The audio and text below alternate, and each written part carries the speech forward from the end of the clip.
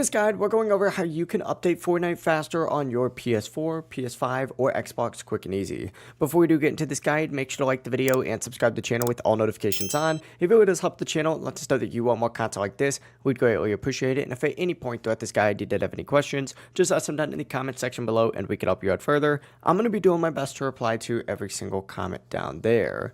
Now, by far, one of the biggest reasons your Fortnite update is slow is because the game is still open in the background. When the game's running, your console is going to throttle down download speeds. So when you first go in Fortnite on your home screen, hit the options button and close the application.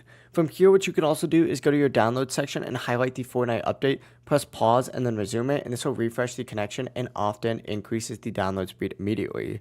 Another huge factor is going to be your Wi-Fi and internet connection. And without doxing myself, what you can actually do is go to your Wi-Fi and obviously use a LAN cable if possible.